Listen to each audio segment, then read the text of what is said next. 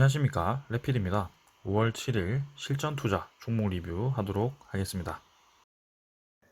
먼저 증시 보겠습니다. 코스피 코스닥 둘 다 상승하였습니다. 코스피는 0.5% 상승하였고요. 코스닥은 0.8% 상승하면서 마무리를 했습니다. 오늘 둘 다 수급은 별로 좋지 않았습니다.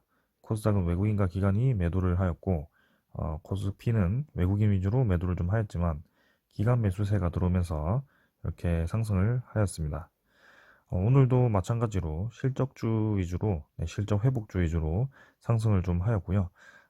그간 많이 내렸던 바이오주와 진단키트주도 조금은 이제 상승을 해주면서 코스닥 지수도 좀 상승을 하였습니다. 자, 차트상으로는 괜찮습니다. 코스피가 저점을 계속 여러 번 다지고 그 이후에 61선 위로 자리를 한번 잡은 뒤로부터는 그 저점까지는 떨어질 것 같진 않고요.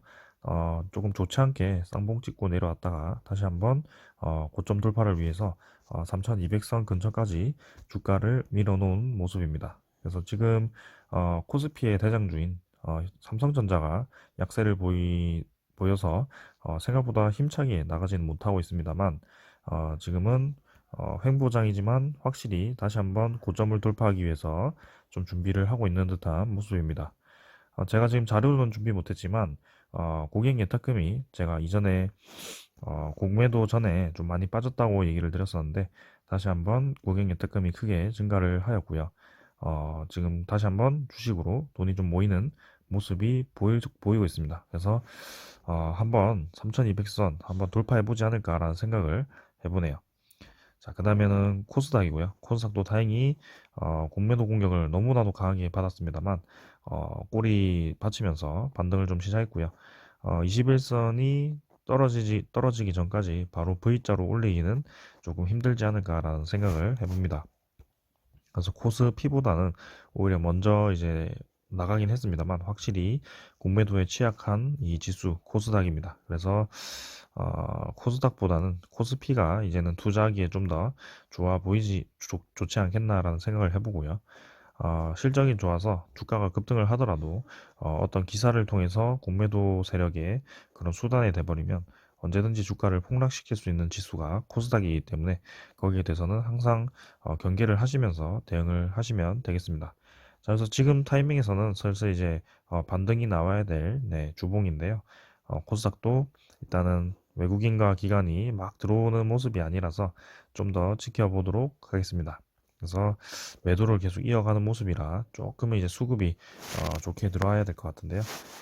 지금은 아직 큰 변화는 없다. 네, 환율 같은 경우는 오늘 2포인트, 네, 2원 내렸고요. 1121원으로, 네, 크게 오르진 않았습니다. 하지만 확실히 더 이상 내려가지 않을 것 같다는 그런 차트가 만들어지고 있고요. 지금 금리 인상이 조기에 진행될 수도 있다라는 얘기가 나오고 있기 때문에 달러가 올라가게 된다면 우리나라 증시도 그래도 좀 제동이 걸릴 수 있거든요. 네, 그래서 달러 가치가 올라가게 되면 원화의 이 가치가 떨어지기 때문에 우리나라 증시에서 돈을 빼서 다시 한번 달러로 들어가는 그런 외국인 자본 이탈이 나올 수 있습니다. 그래서 이 외국인 자본의 흐름을 좀 주의를 하면서 진행을 좀 해야 될 것 같고요. 지금도 서서히 나가고 있는데요. 미리미리 이 금리 인상에 대해서 대비를 하는 움직임일 수도 있습니다. 대신에 이제 기간이 좀 들어오는 모습이고요. 지수 방어 차원에서 들어오는 것인지 아니면 이제 지수를 좀 끌어올려 보고자 들어오는 것인지 일단은 모르겠습니다. 근데 열심히 매도하던 이제 연기금도 서서히 이제 코스피를 매수하기 시작했고요. 조금 이제 수급 손바뀜이 진행이 되고 있다라고 보여지네요. 자, 오늘은 요 정도로 마치겠고요. 네, 금리 인상은 좀 이제 조기에 진행될 수도 있다. 그러고 주식이 지금 괜찮아 보이지만 외국인 자본 이탈을 주의를 해야 된다. 이렇게 말씀을 드리겠습니다. 자, 먼저 한국전력 보겠습니다. 자, 오늘 24,300원 마무리했고요. 700원 상승을 해서 네, 오랜만에 상승을 했습니다. 자, 그래서 저점까지 가지 않고 양봉을 기분 좋게 만들었는데 오늘 단숨에 21선과 61선을 돌파를 하면서 다시 한번 안정적인 궤도에 주가를 진입을 시켰고요. 요 사이에 있던 이 박스권을 다시 한번 돌파를 하면서 주가를 상승 추세로 이어갈 수 있는 그런 자리로 밀어 넣었습니다. 저는 긍정적으로 판단을 좀 하고 있고요. 단기 흐름에서 좀 하락이 나올 수도 있는 구간이 왔었는데 다행히 이 살리는 흐름이 나와서 좋았고요. 특히나 오늘 주목할 점은 이 수급입니다. 외국인이 143만 주나 매수를 했고요. 기관이 17만 주 매수하면서 드디어 또다시 이렇게 매도세를 멈추고 매수로 전환을 했습니다. 특히 주목할 점은 연기금이 매수를 했다는 점이고요. 연기금이 3만 2천 주를 매수가 들어왔는데 이때도 이제 매수 들어왔다가 매도로 계속 이어가긴 했습니다만 다시 오랜만에 거의 뭐 3주 만에 매수로 전환을 했다는 점에서 의미가 크다. 그리고 외국인이 이렇게 크게 들어온 이유가 있을 것이다. 지금 100만 주 이상 들어온 것이 3월 16일 이후에 처음이고요. 자, 어떻게 좋게 좀 한국전력이 이제 좀 진행이 될 것인지 계속 보도록 하겠습니다. 월봉상으로는 20월봉선 디디면서 서서히 올라가는 모습이 보이시죠? 그래서 천천히 접근을 하시면 될 것 같고요.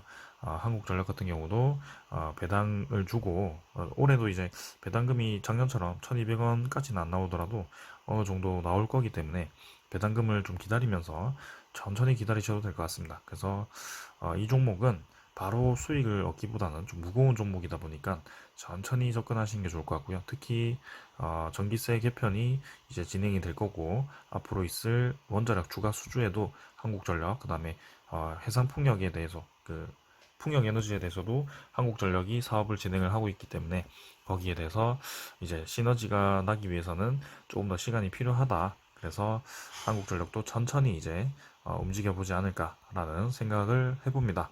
일봉상으로는 이제 다시 안정적인 궤도에 들어왔고 기간 매수가 들어왔다는 점에서 좋게 평가를 합니다. 자, 그 다음에는 한국정보인증이고요. 80원 상승해서 6,970원으로 마무리를 했습니다. 자, 그래서 마찬가지로 오늘 좀 더 상승을 해서 이제 올라가긴 했었는데 꼬리를 달면서 다시 이렇게 내려왔고요. 자, 그래서 상승을 하기 위해서는 확실히 이제 힘이 좀 필요하고 거래량이 필요한데 아직까지는 이 한국정보인증에는 그 힘이 느껴지진 않는다. 거래량이 거의 죽어 있기 때문에 뭔가 이 잔잔한 물 속에 돌덩이만 하나 던져주면 될 것 같은데 아직까지는 움직임이 막 그렇게 강하게 나오지 않고 있습니다.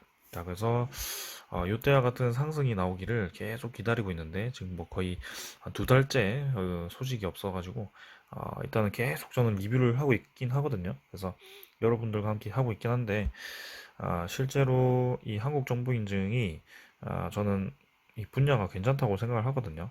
그래서 월봉상으로는 분명히 움직임이 한번 나올 거라고 보고 있는데 쉽사리 지금 나오지 않고 있네요. 그래서 일단은 계속 이제 뭔가 훈련 차원에서 계속 리뷰를 하고 있긴 한데요. 흐름을 좀 분석하기 위해서요. 네. 지금은 저는 계속 상승 방향으로 보면서 241선 다시 한번 회복할 때까지 계속 보도록 하겠습니다. 자, 그 다음에는 한국항공우주고요. 한국항공우주는 이제 확실히 반등을 시작한 것 같습니다. 그래서 33,000원을 또 회복을 했고요. 네, 이때 저점을 딛고 쌍바닥 다지면서 반등을 시작했습니다. 자, 그래서 21선을 다시 좀 돌파를 해야 될 것 같고요. 투자자는 기관이 이제 매도세를 멈추고 조금씩 매수하기 시작하죠.